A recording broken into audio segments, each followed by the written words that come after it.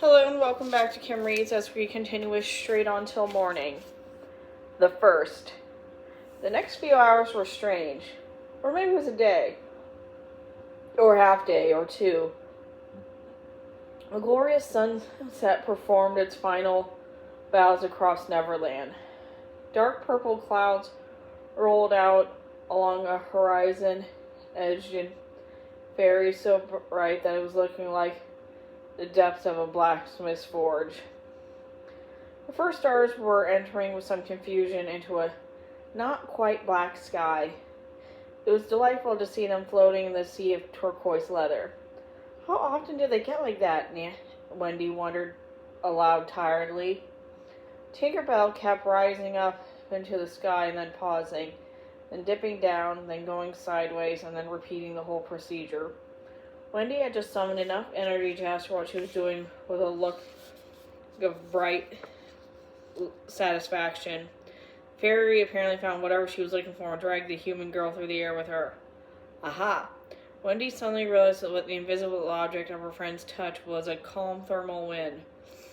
It was so large and encompassing that when she dipped into its embrace, the howling breezes of the upper airs immediately became silent, as if in the presence of a king. Here it was surprisingly warm and scented with things that didn't seem to come from the judges of Neverland. Exotic but somehow familiar, like Mrs. Darling's perfume when she kissed her daughter before going out. Wendy had no trouble curling at all in this invisible bed, and sleep came quick despite the confusing scenes that she saw between languorous blanks. Instead of crisp comfort and downy quilt, she saw nothing but empty space, sharp mountains, and a tree 1,000 feet below.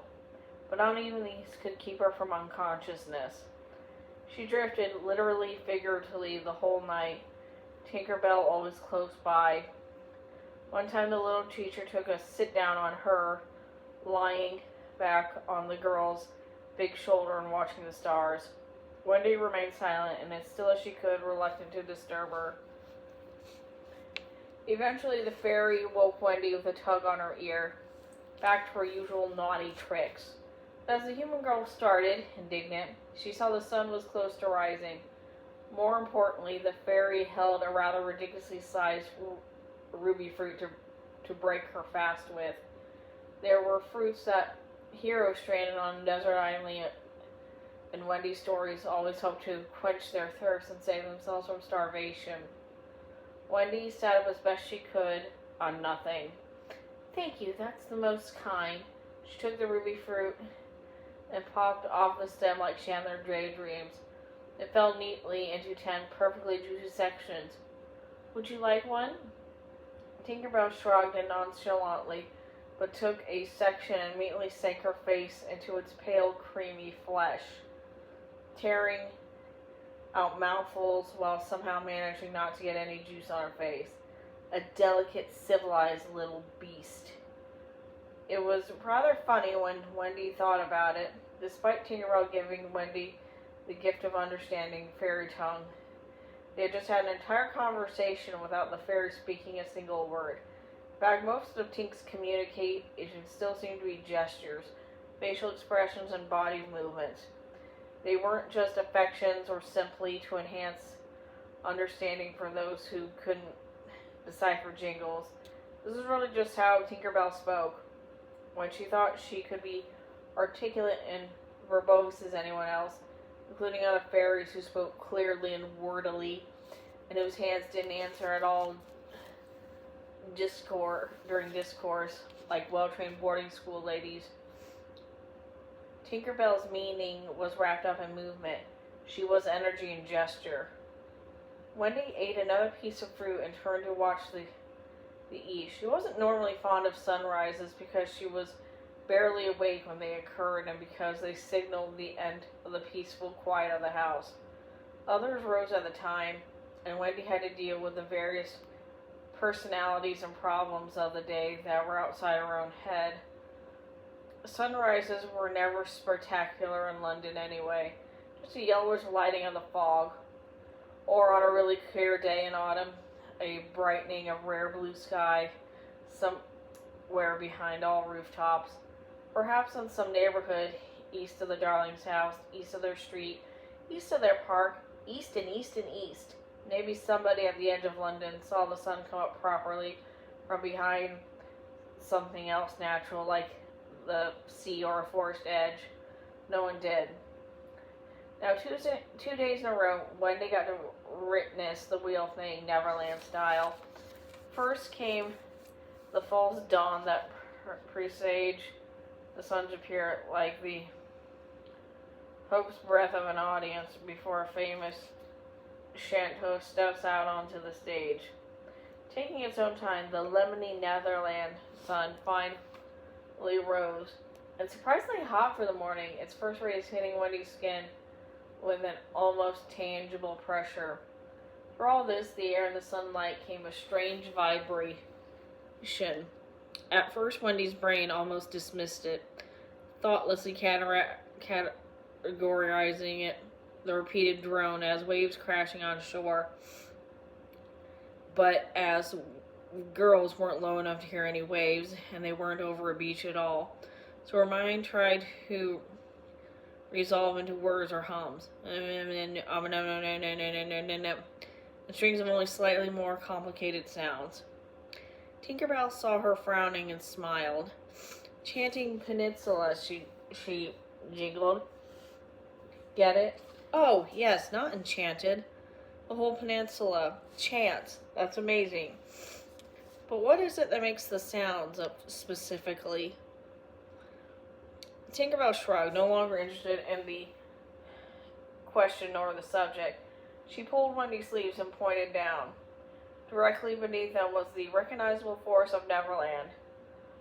There, just beyond it, was a blank wall. Clouds gray and white and eggshell and beige, and every not quite color in between drifted over each other in unhealthy layers. Fingers of mist spun almost all purposely, ensnaring a tree or a rock and then using that anchor to crawl along farther.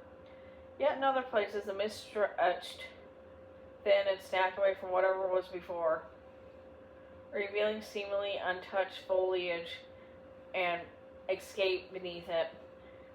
Wendy wasn't sure what she had expected. Dead land, changed, unfamiliar objects, but was nevertheless surprised the magical fog on without altering anything in its wake. It didn't look harmless.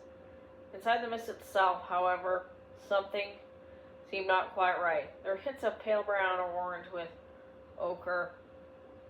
Some surface that reflected light not from the sun that was twinkling over Neverland. A different star, perhaps, dun-colored and morose. Wendy shivered. The pirates were frightening. The crystal guardian was murderous, and the mermaids were surprisingly hostile, but this was a hint of the complete unknowable, and far, far more terrifying. Tinkerbell pointed down and began to descend, spiraling like a drill. But why? Wendy asked, coming somewhat clumsily around her, skirts flying up in her face as she desperately tried to hold them against her thighs. Can't we just skim low into the fog and search for you that way? One does not simply fly into the land of the first. I don't suppose it should have been easy, Wendy said with a sigh. She landed fairly elegantly and slowly, the thought touching her tippy toes down in the first way the Tinkerbell did. The two girls reluctantly regarded the strange and wholesome smog before them as it coiled itself like the intertwining bodies of mythic serpents. Jormungandr, or perhaps Oberos. Though Wendy could not have possibly known it, the fairy and the human had the exact same expression on their face. Wonder, distrust, false bravery. Tinkerbell tentatively reached a tiny, bauble-decorated toe in the mist, and then quickly pulled it out. I don't want to suggest anything untoward, Wendy admitted after a full moment's hesitation. But since you said one shouldn't fly here, Well, if you don't think it's beneath you, perhaps you shouldn't object to sitting, riding on my shoulder. That way we will be on equal footing together with whatever comes at us. Also, you wouldn't be lost or stepped on or... Well, the fairy was already zooming up to her neck. She perched daintily on the crook of Wendy's shoulder and held down all a lock of brown hair, but less like reins and more like for balance and possible security. She did not tug. Very well then, Wendy said, lifting her chin and trying to muster bravado and dignity appropriate in the moment. And to disguise how she tickled, she was closeness of the fairy despite their circumstances. She could just feel the tiniest weight on her skin and the occasional brief heat of a speck of fairy dust. Together they entered the mist. The first thing that struck Wendy was how it felt nothing at all like she had expected. The clouds were neither damp nor moist nor cold. They were hot, and somehow drier than all the land around them. Yet they didn't smell of smoke or smog or anything burning. Strange noises seemed past her ear.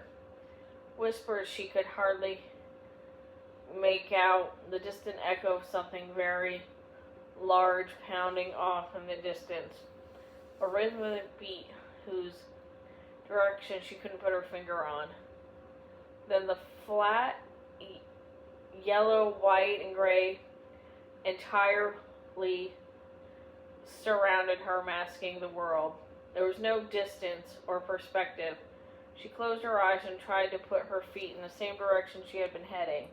There was nothing else to do, and since there was nothing else touching her, there was no immediate threat to worry about. After some period of time, she couldn't quite track of the whispers quieted. She opened her eyes like tears after a good cry. The mist quiet quickly dried and disappeared, or perhaps they rose up, touching the uncolored sky to make a complete dome of gray and beige around everything. They stood in what happened to be very much in a desert. Wendy, of course, had never seen one in real life, but had read enough adventure novels and explored narratives to recognize one when she saw it. Sadly, the ground was not quite as dramatic as the sands of Egypt were described, but an endless ocean of dunes and ripples, solid waves and particulate shores. There was sand, but it was gritty white here and streaked with yellow there, broken up with a band of gray beyond that, and red, where the far-off ruby cliffs seemed to dissolve under their own weight onto the floor of the planet. There were also rocks strewn about everywhere untidily. Tiny rocks were like pebbles, those large rocks like you might build a wall out of, and all the wrong shapes and colors. Perfectly black round ones scattered randomly among the rest for no good reason. Countless flat, flaking rocks that made more sense in the red tingled landscape. Keeping close to the ground were strange little plants.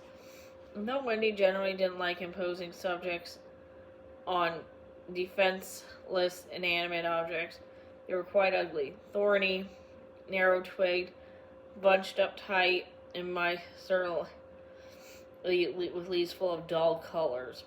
Some of them looked dead, but apparently weren't.